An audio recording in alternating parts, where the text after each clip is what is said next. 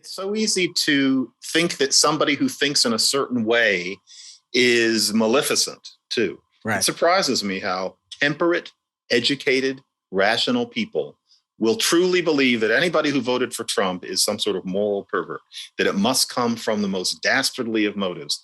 And you ask sometimes, how many people like that can there be? And they often really do think that that's just the nature of humanity.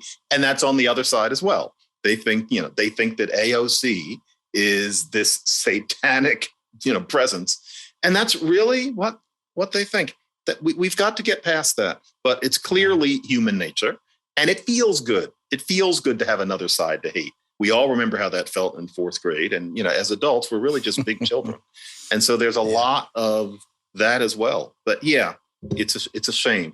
And something else, Angel, is that I've noticed something. I wish, in terms of having an argument with people, I wish people would realize this.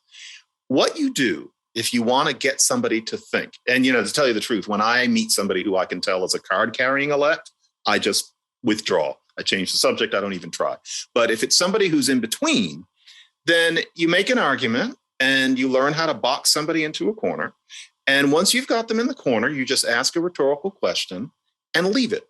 And the person will also often say, well, I don't know, with the implication being, yes, all people like that are evil.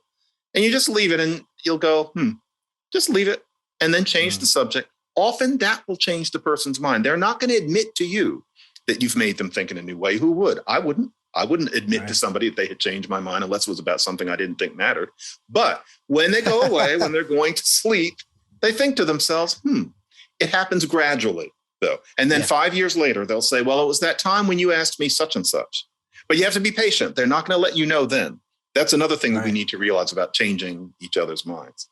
It won't even necessarily happen then. Right? Might not. They might not even realize that it's happening. You planted this seed and it's growing in the back of their head.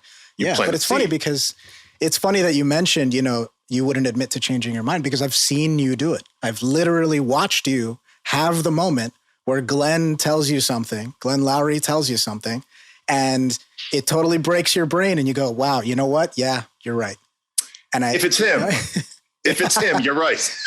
Right. So, okay. So if it's somebody you trust, somebody that you can let your guard down with. Am I doing kind of false humility here? No, in other situations, I don't want to admit it.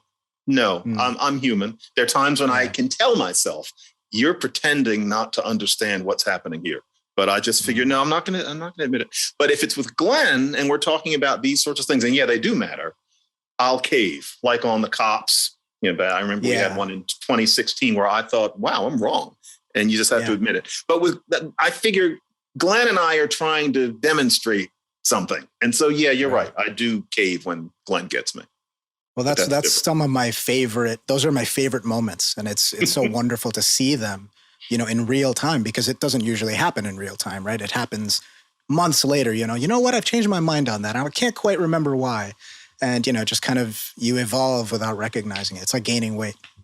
I have to look at some of those things. I never watch them, but I need to watch some of those moments.